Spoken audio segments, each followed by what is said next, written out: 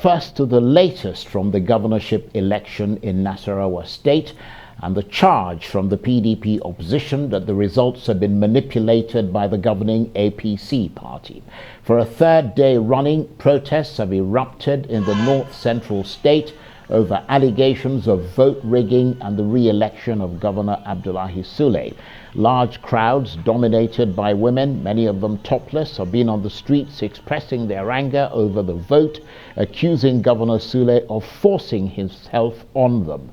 They claim that they voted for David Ombugadu of the PDP in turn accusing the Electoral Commission INEC of conspiring with the APC and security officials to manipulate and alter the results, charges which they deny. So how much of a moment of crisis is this? Is democracy on the brink in Nasarawa State?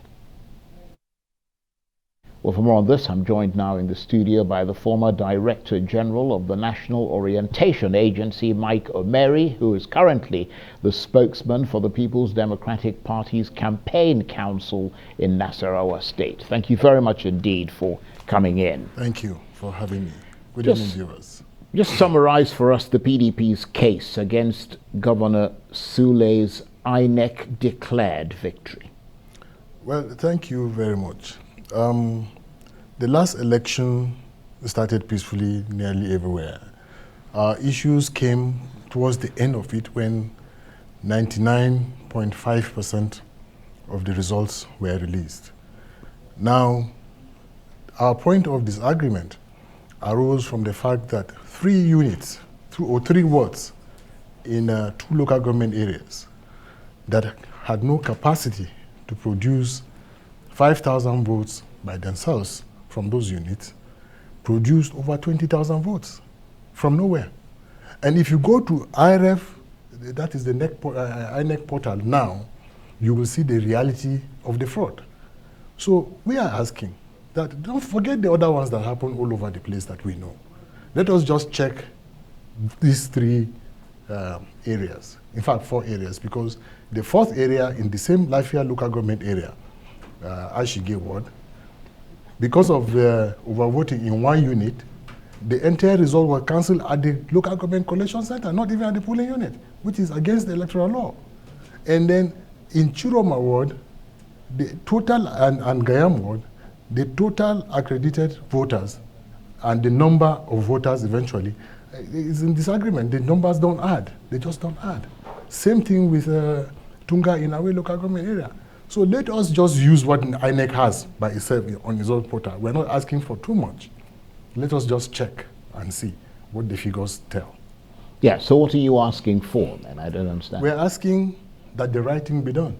Let them declare the results in favor of the PDP candidate, David Ombugadu. Yeah, but how is it possible that they would declare that result in favor of the PDP? I mean, INEC says Governor Sule polled 347,209 votes to beat your candidate, David Ombugadu, who got 283,016 votes. I mean, there's a difference of 64,193 votes. So even if the wards you're talking about that had 20,000 were added, he'd still beat your man. No, I just added for one word.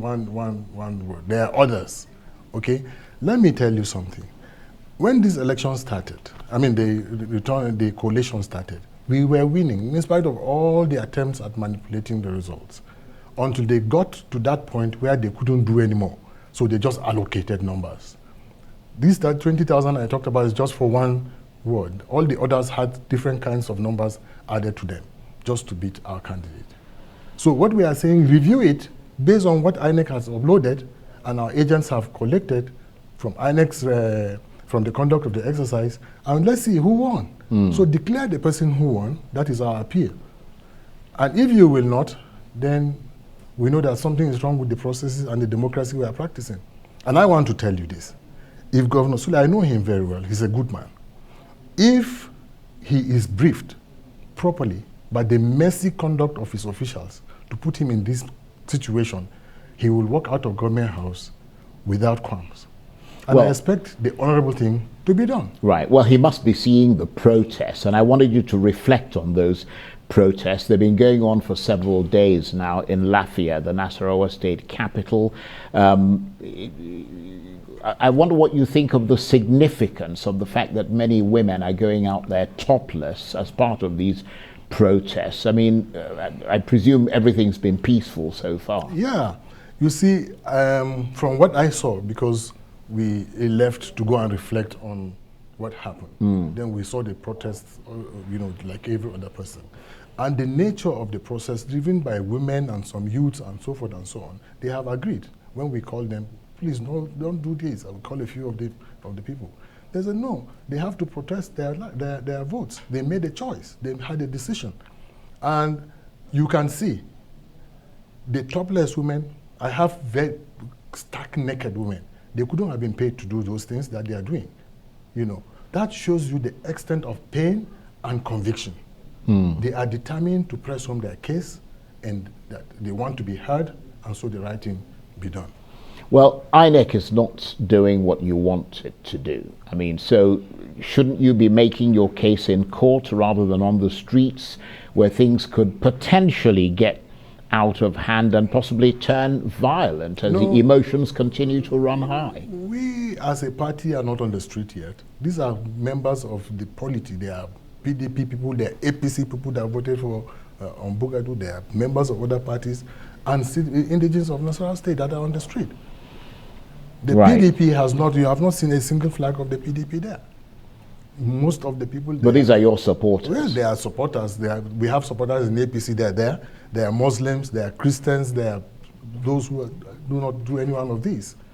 But I mean, there are quite a lot of people who are supportive of INEC's declaration of victory for Governor Sule. I mean, they don't see it as the erosion of democracy, but the consolidation of it. What do you say to those people? Well, maybe they have the wrong information.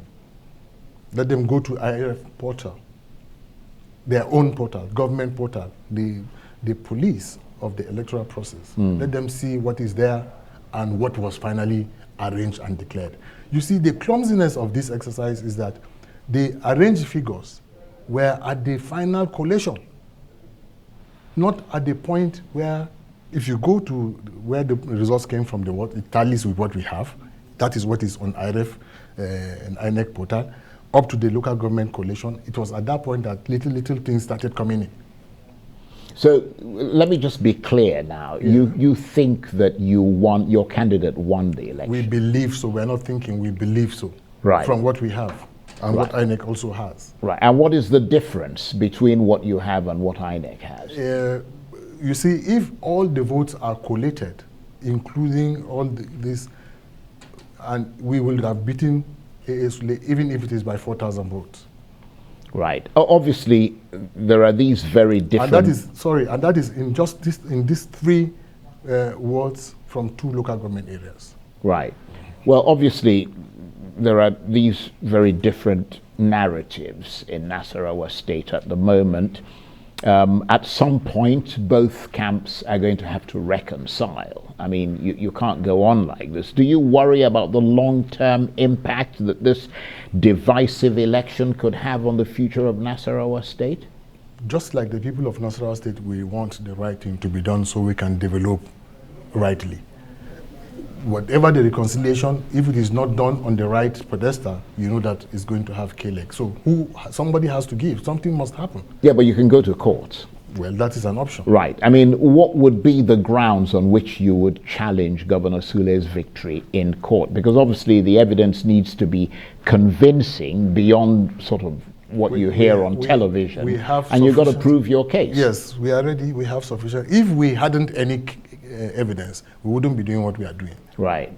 And what happens if you don't find the voice you seek in court? What happens if you lose your Well, like every other this thing, we give up and to a bad system. We just say, okay, the democracy is not good.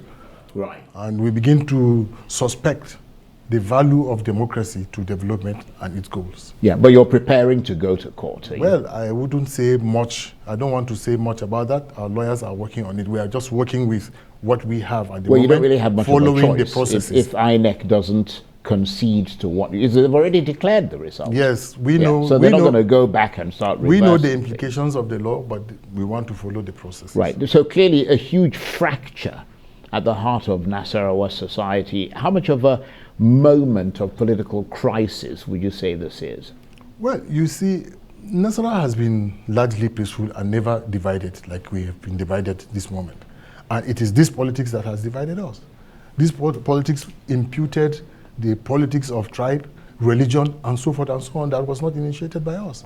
When they saw that they were losing, they brought the politics of religion. In every family in Nasarawa, you find Christians, Muslims, and all sorts. Even the protesters now on the streets are Christians, Muslims, and everybody who who are feeling the pains of underdevelopment and the policies, bad policies of governance. And they are on the street, demanding for the right thing to be done. But this election, like you rightly said, became so divisive. We didn't know where it came from. We are being accused because people voted Peter Obi and so forth and so on. In Nasarawa, they say some of those of our supporters, those who wanted to vote for us, did so because they are Christians, they are this and that. You needed to see the kind of venom on social media from people who are not even from Nasarawa State. Malams were saying all manner of things. But we calm the people and say, let us stay focused to the ideas we want. We are not looking for governance, to authority to govern the state so that we can promote hate. We want to promote love and unity. So we will not descend into their gutter. Let them do what they want to do, but we will stay on the message, stay on the ideas and the vision we want for the entire state unified.